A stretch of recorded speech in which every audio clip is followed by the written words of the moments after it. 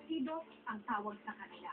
Mga taong naglaho na parang bula, walang bakas na iniwan. Militar daw sila. Ano nga, mayroon na nga sinasaktan.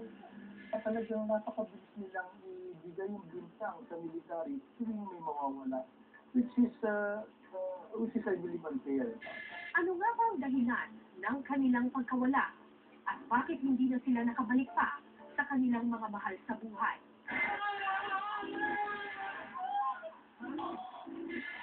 I condemn political killing.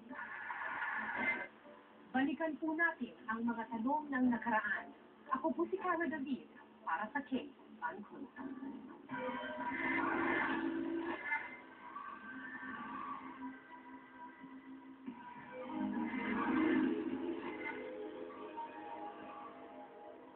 I heard that the claims martial law dinaport Ang sinapit ng magkakapatid na Luneta, mga aktivista noong panahon ng martial law. Estudyante ako ng UP. Nadawit sa mga kapataang makbayan.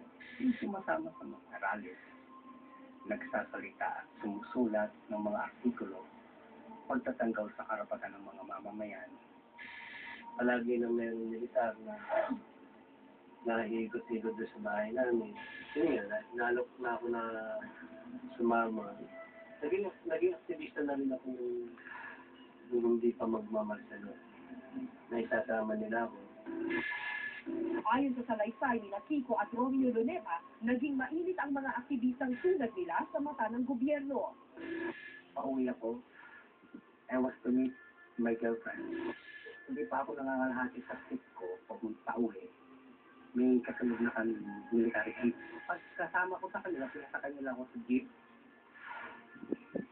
Hindi ko nalaman na bigla na lang akong hinawakan sa aking mga braso at tinakpan na aking mata. Dahil sa sinalihang grupo, tinorture umano si Romeo sa isang madilim na kwarto. Pinilit daw siyang magbigay ng impormasyon tungkol sa iba pa niyang kapatid. Hubad-hubad. Pagkatapos na nakatali ang paa at kamay sa tarima, nayari sa bakal.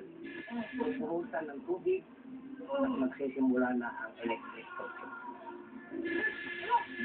Makalipas ang 2 taon, April 12, 1974, dinakip umano sa Pulilan, Bulacan ang kapatid nilang sina Maxima at Ernesto Luneta.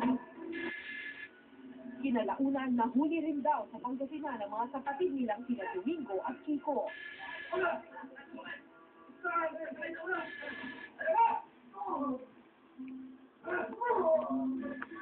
Kasi Ernesto yun. Meron pa nga yan yung pinakagrabe na binuhusan siya ng mainit na tubig. Tapos binuhusan siya ng niyelong tubig. Yung naging itsura niya, dininaw na siyang gano'n. Tapos inihagi siya sa swimming pool. Tapos nung mapuno ako, meron sa sinasabi na kasama kami sa kaso ng karagkatang case yung barko din na ang galing ng China na yung mga armas na ibinaba.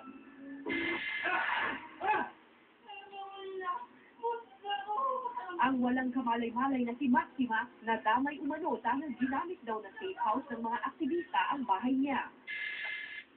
2 buwang buntis noon si Maxima.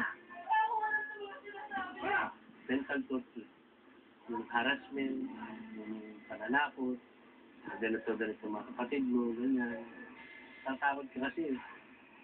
Pagbukas ng pinto, akala mo may gera eh.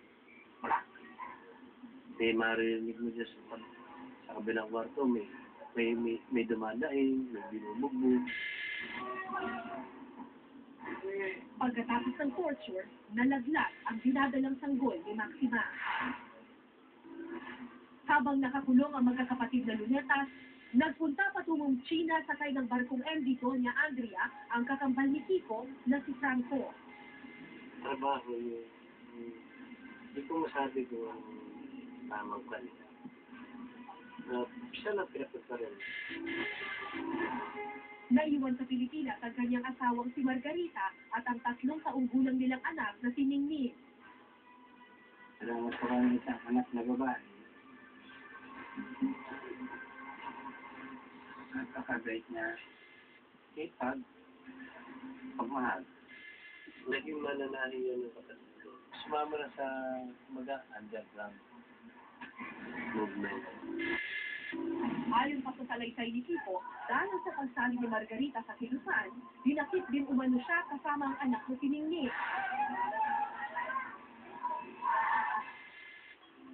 Nakumpirma raw ito ni Kiko nang makitang ipinapasok sa kampo ng militar ang makinang ginagamit ni Margarita sa kanyang pananahir.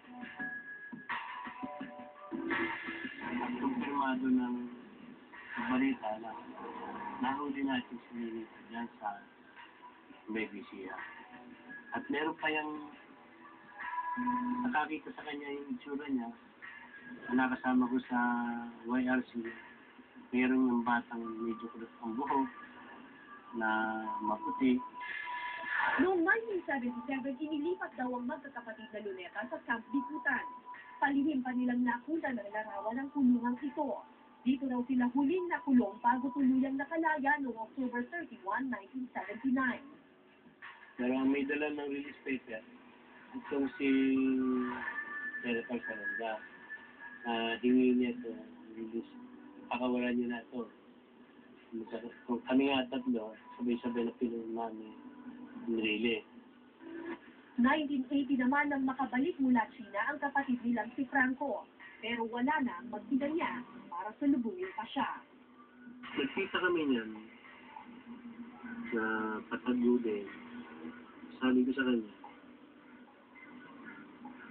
hindi na nilabas talaga ng militar yung anak mo at asawa mo. Niyak ko yan. Parang talagang buhay ko pa. Palaging ginagano niya. Baka makikita pa. 30 taon na ang lumipas. Ni anino ng mag-ina ni Franco, hindi na nakita. Pero tinakot sa kaisip sa kanya ako sila naaraw ko. Kasi hindi ko lang makaya. Parang hindi ko lang makakayanan mag-isip ka. Sinikat namin kunin ang panig ni dating unang ginang Imelda Marcos tungkol sa akusasyon laban sa kanilang reunion, pero tumanggi siyang magbigay ng interview. Samantalang ang AFP, naninindigang hindi nila prinsipyo ang paglabag sa karapatang pantao. Yung dapat tignan din natin yung there's a big difference between the time of Marcos and the present times, no? Nung panahon ni Marcos ay under tayo ng martial law. So, it may be possible that certain things, such things were happening during those times, and we cannot also deny that it may be possible, no?